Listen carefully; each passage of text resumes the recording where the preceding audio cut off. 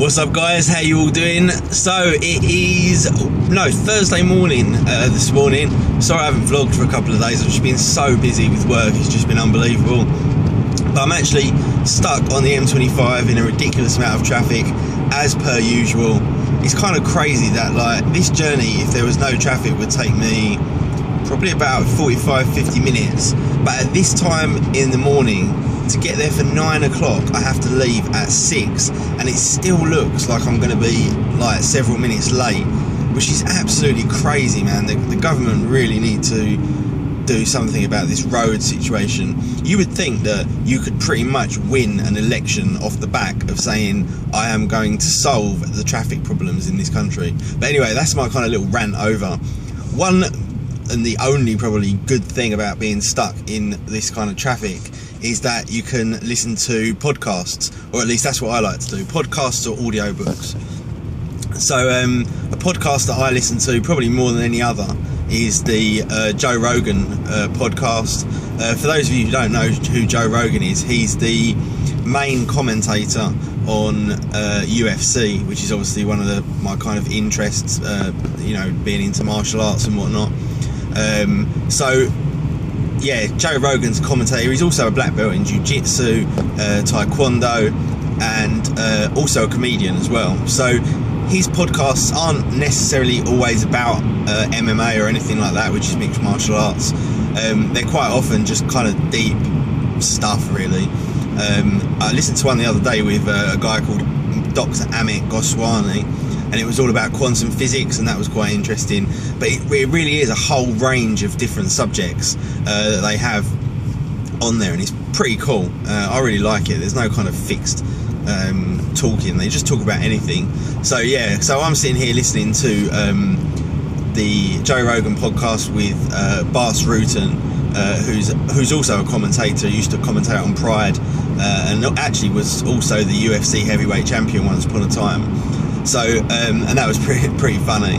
So yeah, definitely recommend the Joe Rogan podcast. I'm actually on my way to Citrix headquarters to deliver a seminar on enterprise mobility. So that's kind of all this sort of bring your own device stuff, how to manage people's devices, be able to wipe them remotely and all this kind of stuff, lock them down, all that kind of thing. That's what I'm doing today. There was something I was going to talk to you guys about as well, and I just can't remember what the fuck it was. No, it's totally escaped me. So yeah, that's pretty much it for me today, guys. I will catch up with you all. Oh, what was I going to say? Samsung Galaxy S4 announcement tonight at fucking midnight, would you believe? Which is just crazy. I can't believe they're doing it at midnight, kind of European time.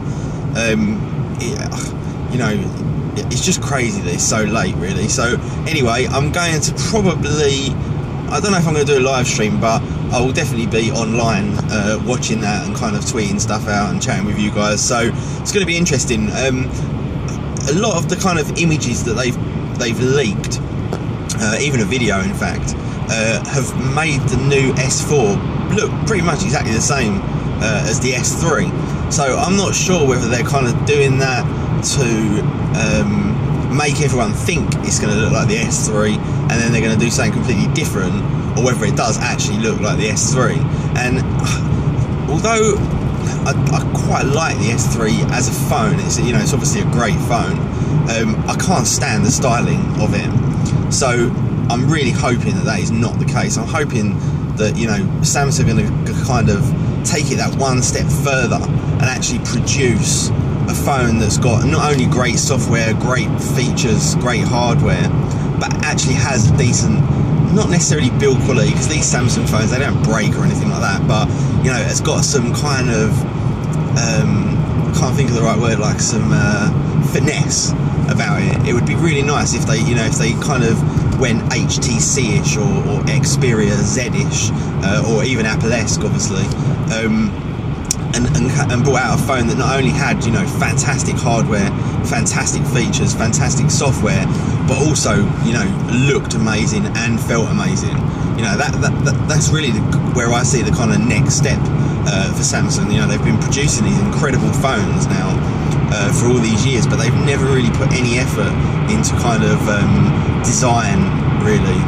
In my opinion, anyway. You know, some guys might love the way the S3 and the Note 2 look, but you know, if you could have like a phone like I'm using now, like the Note 2, that had, like, you know, the kind of build quality of an iPhone 5 or an HTC One or an Xperia Z or something like that. I mean, that would just be a killer.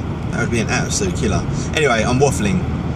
So, you guys have a great day. I will be chatting to you a bit later on Twitter about the S4 release. And yeah, have yourselves a great day, guys. Take care. Peace.